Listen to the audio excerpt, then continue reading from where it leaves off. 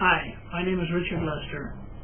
I'm 74 years old. I've seen a lot in the time that I've been on this earth. And I'm going to tell you about one particular story. It's about memory. Isn't it odd how memory comes and goes?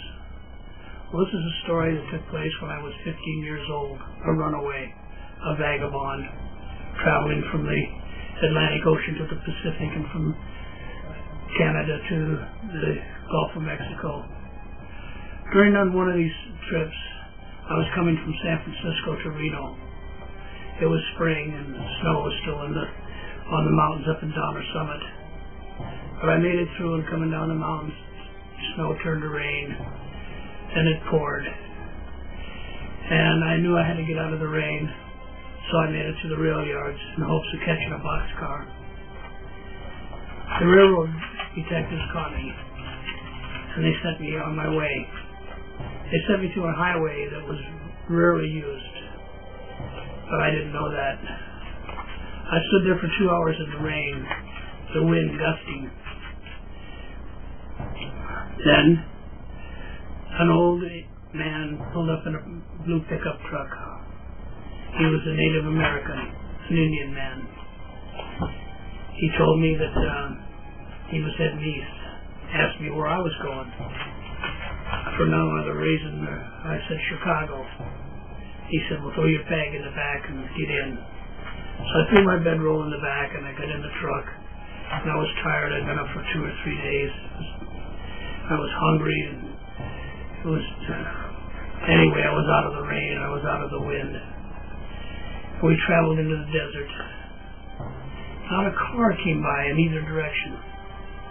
Just us and that old blue pickup truck.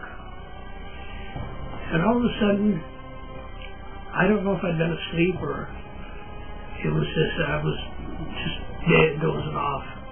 I seen a shooting star fly by the window shield, heading from the south to the north. And I said, hey, look, a shooting star. He paid no attention. And a few minutes later, another shooting star came by, running from the north to the south. I said, hey, there's another shooting star. This time he stopped the truck, and he told me a story. It was a story about a boy and his father who was out looking for a lost horse. And it was a story about a U.F.O, an unidentified flying object. It was in the 1930s that this story happened. And it was in such detail that it was just amazing how I grasped onto every word. Anyway, when he finished the story, we headed out across the desert again. And all of a sudden he stopped.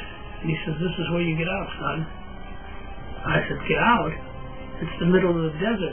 For God's sakes, there's no place to eat. I got no food, no water.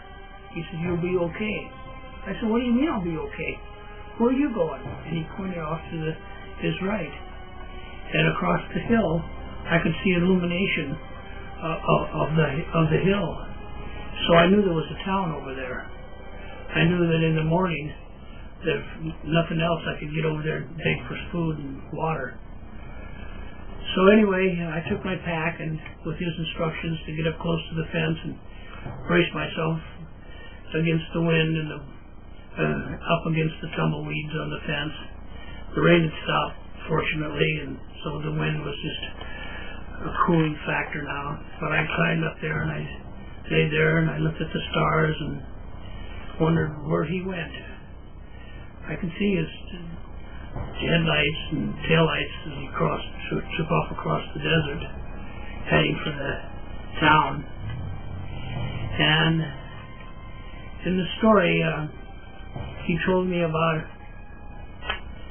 the man, the father, being abducted by a U.F.O.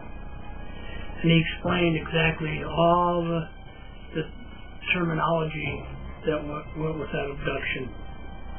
He explained it in such detail.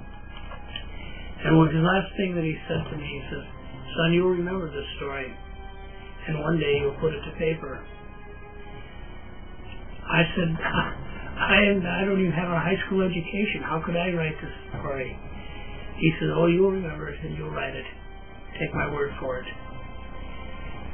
Well, I went to sleep and I woke up in the morning. Still no cars had passed that I know of during the night. I was out there alone with no water, no food. So I decided I'd head out towards that town. It was a lot further than I thought. I walked for hours till I finally came to the crest of the hill. And when I looked down, what do you think I seen? There was no town. There was this pickup truck, but there was no Indian. There was no life at all. It was just a big circle burnt out of the fauna. And in the center of that fauna was a pyramid built with rocks, maybe 5-6 feet high. Exhilaration ran through me, chills ran up and down my spine. I remember from the story, that the U.F.O was those flying stars, those shooting stars. And now, I was at that point in the story that he had told me. Where he's gone, I don't know. But I know he wasn't there. And I know that this story is true. And so years and years later, maybe 10 years ago, I was writing another book called The Emerald Triangle. And during the pages of that book, I stopped, and I had a sudden urge to take the paper out of the typewriter, even though it was a very important part of the book. And I rolled it out, and I rolled in a new piece of paper. And on that paper I wrote, "Run. Run, Bobby, run." I'd like you to read this book. Share this experience with me. And I thank you very much.